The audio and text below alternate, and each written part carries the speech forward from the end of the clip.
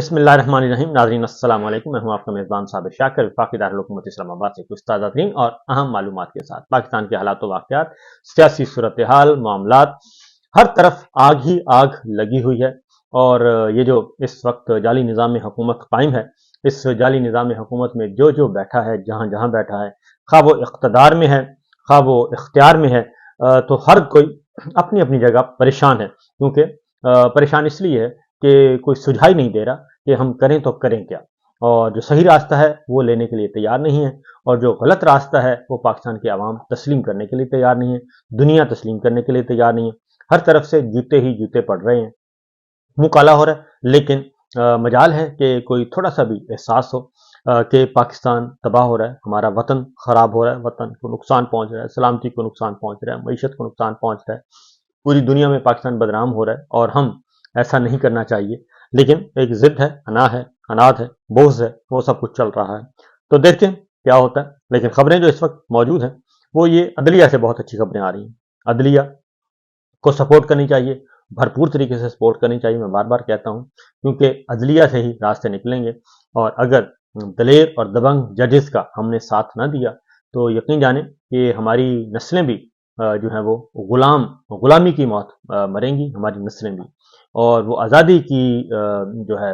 فضا میں ان کو کچھ نہیں ملے گا، کیونکہ حقوق ان کے سلب ہو رہے ہیں. ہم نے اپنی زندگیاں گزار لیں اور چند سال گزار لیں گے، لیکن آنے والے بچوں کے لیے ضرور ہمیں کچھ کرنا چاہیے. اور جو اس فسطائیت کے دور میں، ظلم و جبر کے دور میں، جو ججز جو ہیں وہ اپنے آپ کو رسک میں ڈال کے، اپنی نوکریوں کو رسک میں ڈال کے، اور اپنی عزت اور ناموس کو خطرے میں ڈال کے جو اس وقت انصاف فراہم کر رہے ہیں، ان کو ہمیں تگڑا کرنا چاہیے، ان کو ہمیں سپورٹ کرنا چاہیے. اور خاص طور پہ میں اپنے میڈیا کے دوستوں سے ضرور کہوں گا کہ وہ بھی ذرا ہمت پکڑیں، تگڑے ہوں. اور کوئی قیامت نہیں آئے گی،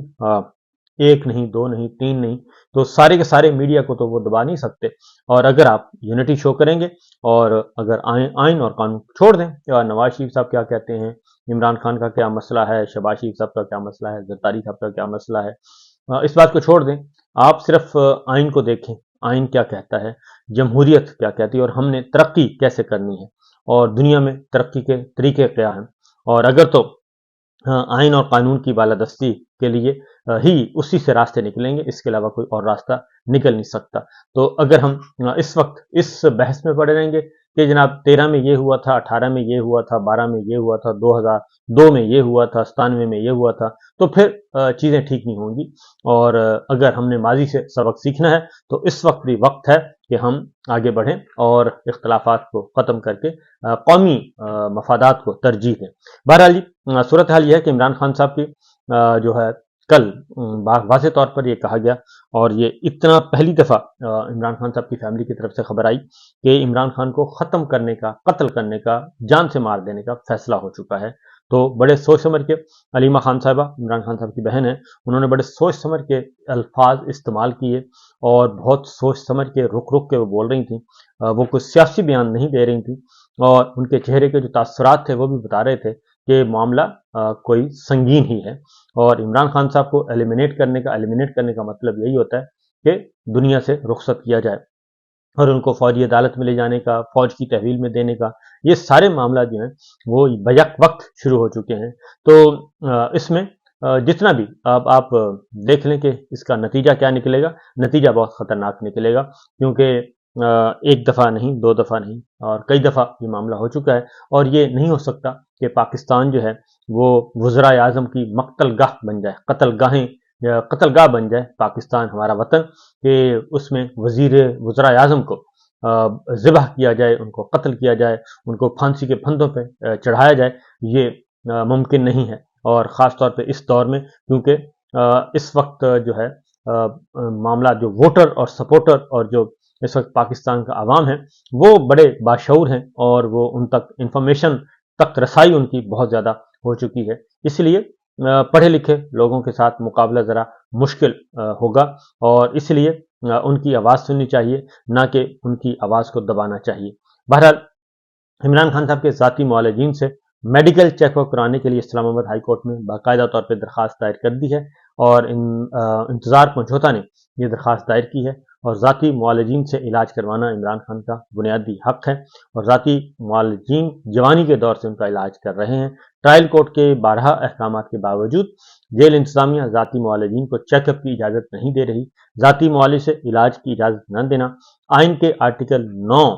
کا جو ہے آرٹیکل 9 ہے، حق زندگی، زندہ رہنے کا حق، وہ اس کے خلاف ہے، اور ذاتی معالجین کو رسائی نہ دینے سے عمران خان کی زندگی کو خطرات لاحق ہیں۔ بدقسمتی سے دیگر سیاسی قیدیوں کو جیل میں وی آئی پی ٹریٹمنٹ دیا جاتا ہے۔ جیل انتظامیہ عمران خان کو بنیادی حقوق سے محروم کرنے کے لیے تیار ہے، بنیادی حقوق سے محروم کر رہی ہے اور بنیادی حقوق فراہم نہیں کر رہی۔ ڈاکٹر عاصم یوسف، ڈاکٹر فیصل سلطان، ڈاکٹر سمینہ نیازی کو عمران خان کے میڈیکل کی اجازت دی جائے، میڈیکل چیک اپ کی۔ ذاتی معالجین کی جانب سے عمران خان کے میڈیکل چیک اپ کے لیے 15 روزہ شیڈول ترتیب دیا جائے، اور مستقبل میں بھی ذاتی معالجین بلا روک ٹوک عمران خان کے میڈیکل چیک اپ کی اجازت دی جائے۔ یہ درخواست دی گئی ہے کہ ماہانہ ہر 15 دن کے بعد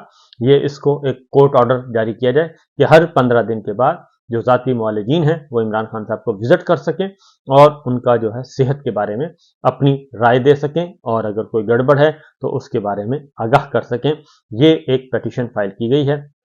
میرا خیال ہے کہ اگر گورنمنٹ کے ہاتھ صاف ہیں، اور کیونکہ اس وقت معاملہ یہ ہے کہ بہت ہی یہ میں آپ کو بتا دوں کہ پنجاب گورنمنٹ سے کسی قسم کی کوئی خیر کی توقع نہیں کرنی چاہیے، شریف فیملی سے خاص طور پہ، اور کیونکہ وہ اپنے اقتدار، اختیار، دولت، چمڑی دمڑی کے لیے کچھ بھی کر سکتے ہیں، اور وہ ماڈل ٹاؤن سانحہ ماڈل ٹاؤن ان کے کریڈٹ پہ ہے، جو درود شریف پڑھتی ہوئی خواتین اور بچیوں کو انہوں نے گولیوں سے بھون دیا تھا، اور ماڈل ٹاؤن میں یہ آپ کو معلوم ہے، اور یہ ٹس سے مس نہیں ہوئے تھے، تو اس لیے اس کا ابھی تک کوئی تحقیقات، کوئی کسی کو کیفر کردار تک نہیں پہنچایا گیا۔ یہ بات ذہن میں رکھیے گا، اور اس لیے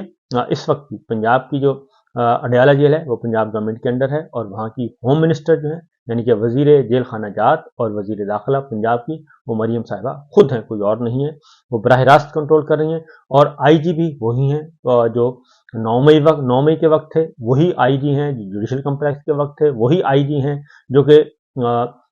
جو زمان پارک میں ہلہ بولا گیا تھا اس وقت ہیں، تو وہی آئی جی ہیں، وہی سب کچھ ہے، تو لہٰذا ان سے بچنا چاہیے۔ اور پھر وزیر داخلہ کون ہیں؟ محسن نقوی صاحب ہیں، جو کہ 9 مئی زمان پارک اور جوڈیشل کمپلیکس اس وقت بھی یہ بااختیار تھے، تو لہٰذا یہ چیز تھوڑی سی اس کو سیریسلی لینا چاہیے۔ اگر حکومت اور ریاست جو ہے وہ بالکل اس کا دامن صاف ہے تو اسے یہ کام بالکل اس کو اپوز نہیں کرنا چاہیے، اور میڈیکل چیک اپ کی سہولت جو ہے وہ دینی چاہیے۔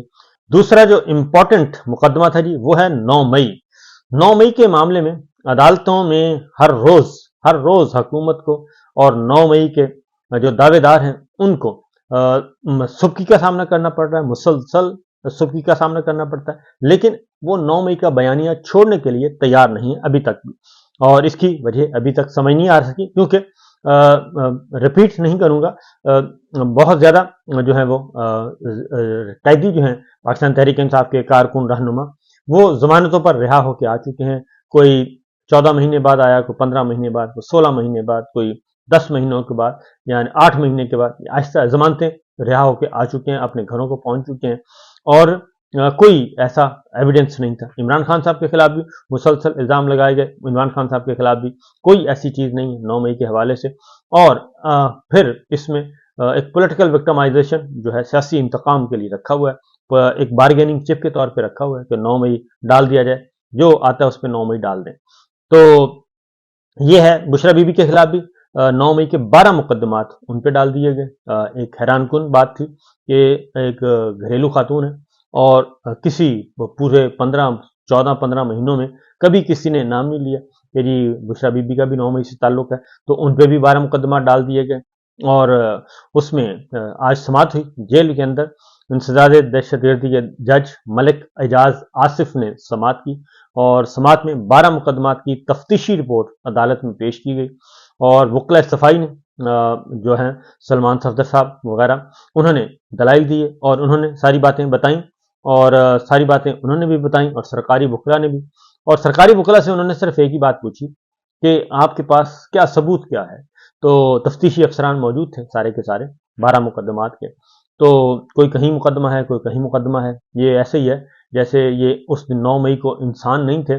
9 مئی کو چھلاوے تھے کوئی، اور یہ ساروں کو پر لگے ہوئے تھے، اڑن تشتریاں بنی ہوئی تھیں، یا ان کے پاس کوئی F-16 تھے جو کہ ہر شہر میں جا کے یہ سارے کام کر رہے تھے، اور ہر شہر میں جا کے یہ بدامنی پھیلا رہے تھے، اور پھر وہ واپس اپنے گھر پہنچ گئے. رات کو سارا دن انہوں نے یہ کام کیا اور واپس پہنچ گئے. وہ میاں والی میں بھی تھے، وہ سگودا میں بھی تھے، وہ پنڈی میں بھی تھے، وہ اٹک میں بھی تھے، وہ لاہور میں بھی تھے، وہ کراچی میں بھی تھے، وہ جہلم میں بھی تھے، وہ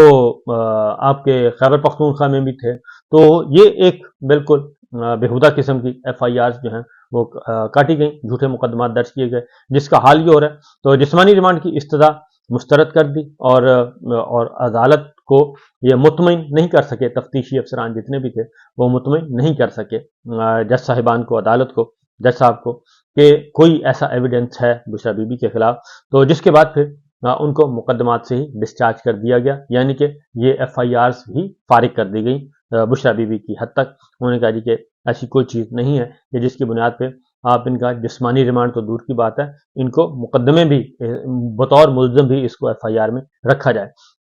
لہذا اس کے بعد بیرسٹر سلمان صفدر نے گفتگو کی، جو کہ بشرا بی بی کے وکیل تھے، اور انہوں نے بتایا کہ جی نامزد کیا گیا تھا، بیانات کی کوئی قانونی حیثیت نہیں تھی. عدالت نے تفصیلی دلائل سنے اور انہوں نے بتایا، اور عدالت نے بشرا بی بی کو تمام مقدمات میں انہوں نے کہا کہ ڈسچارج کر دیا، بری کر دیا ہے. اور عدالت نے راولپنڈی پولیس کی جسمانی ریمانڈ کی استدعا بھی خارج کر دی، اور استغاثہ نے 3 بیانات عدالت کے سامنے رکھے جس میں بتایا گیا کہ بشرا بی بی 9 مئی میں ملوث ہیں. ہم نے عدالت کو روبرو طویل دلائل دیے اور بشرا بی بی کو تمام مقدمات میں بری ذمہ قرار دے دیا گیا. اور کافی دنوں کے بعد عدالت کا ایک خوش آئند فیصلہ آیا ہے، سلمان صفدر صاحب نے کہا، اور انہوں نے کہا کہ عدالت نے استغاثہ کے شواہد کو مسترد کر دیا ہے، ناکافی شواہد ہیں اور وہ اس قابل نہیں ہے کہ اس FIR کو برقرار رکھا جا سکے. اور عدالت نے کہا کہ کسی ہمراہی ملزم کے بیان کی کوئی حیثیت نہیں ہے. اور عدالت نے یہ بھی کہا کہ 9 مئی کو 1 سال 3 ماہ ہو چکے ہیں اور آپ ابھی تک خاموش کیوں تھے. یہی اصل مسئلہ ہے کہ 14 مہینے کے بعد، 13 مہینے کے بعد یہ بشرا بی بی کو نامینیٹ کیا گیا، جب وہ دوسرے مقدمات میں بری ہو گئیں اور ان کو جیل میں رکھنے کا کوئی جواز نہیں تھا تو ان پہ بھی 9 مئی ڈال دیا گیا. اس لیے جناب قرآن مجید کے کچھ آیات ایسی بھی ہیں کہ وہ بھی غور طلب ہیں کہ انصاف کرتے رہو کہ وہ تقوی کے بہت قریب تر ہے. اور اگر آپ انصاف نہیں کریں گے اور اپنے اقتدار اور اختیار کا ناجائز فائدہ اٹھائیں گے، اپنی سیٹ کا ناجائز فائدہ اٹھائیں گے، تو پھر اللہ تعالیٰ ایسے لوگوں کو معاف نہیں کرتے. اور اللہ تعالیٰ اقتدار اور اختیار دے کر بھی عزت آزمائش لیتے ہیں، امتحان، اور چھین کر بھی امتحان لیتے ہیں. تو اس لیے ایسے لوگوں کو جو کہ پاکستان کے عوام پہ، بے گناہ عوام پہ جو ظلم کر رہے ہیں، میرا خیال ہے ان کو سمجھنا چاہیے. سائفر میں عمران خان بری ہوئے، ابھی تک سلمان صفدر صاحب نے کہا کہ جی اس کا فیصلہ نہیں آیا. تو یہ تھیں جی اب تک کی اطلاعات اور خبریں. اجازت دیجیے، اللہ حافظ.